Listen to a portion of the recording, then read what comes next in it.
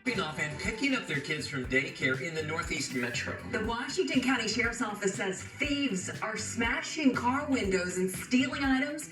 It happened yesterday in several daycares, including 3 in Hugo. Our Eric Shalou is live there tonight. And Eric, you talked to a couple of the victims here.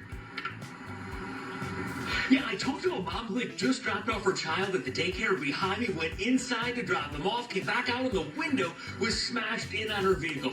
Well, we checked in with the Washington County Sheriff's Office today, who feels though yesterday there were thieves targeting cars outside of daycares. In a matter of about 20 minutes Thursday morning, crooks hit 3 daycare centers' parking lots, breaking windows, opening unlocked doors, and stealing from those cars in the city of Hugo. This window that I'm showing you is exactly where the parent was parked.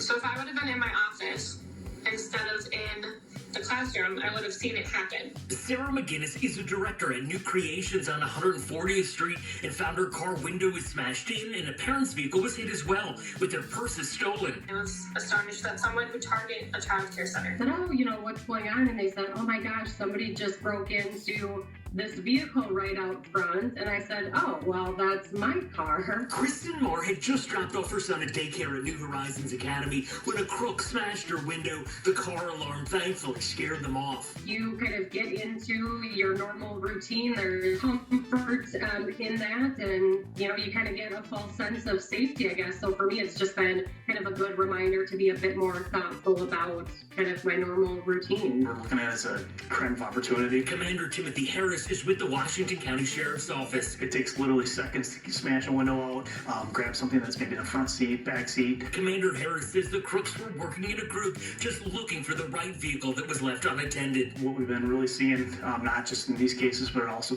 in other areas in the county, is you have one person driving in a vehicle, 2 or 3 of them will get out, and they'll start pulling on door handles. So I got to go through all the calling the bank. McGinnis had to replace her cards after her purse was stolen, but just still can't believe crooks targeted daycare centers' lots. It's very frustrating. I was very disoriented and overwhelmed by the whole situation yesterday. And the commander saying, just a reminder, take your purse, take your wallet, take your bag with your valuables in with you, even if the doors are locked. Now, we also checked in with police in White Bear Lake about 15 minutes after the last incident was reported here in Hugo.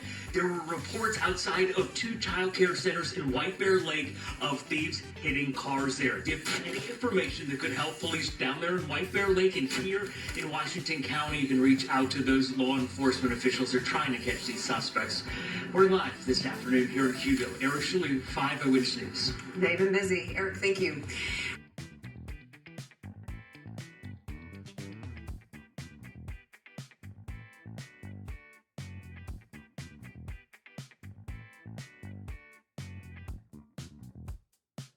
Capitol, there's a new push to change gun laws in Minnesota. One lawmaker is authoring a bill that would require Minnesotans to get a license, much like a driver's license, to buy a gun. And our Jay Coles explains how it would work, and he talked to both sides of the debate. It's all about gun violence like this. 50 rounds fired in the St. Paul neighborhood. And carjackings like these in Minneapolis. There's a string of proposed public safety bills at the state capitol this year designed to stop gun crimes like these.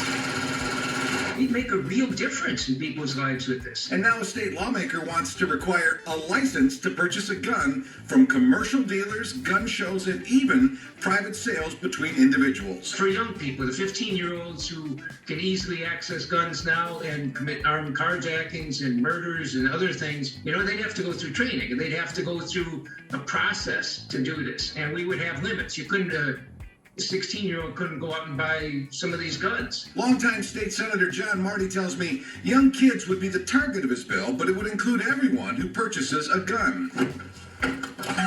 And it would require, he says, liability insurance, similar to when you get a driver's license and buy a car. It seems to me that it's no more a burden on lawful gun owners than driver's licenses are a lawful burden on drivers. The most recent numbers from the BCA show there were nearly 3,000 criminal weapons offenses statewide in 2019.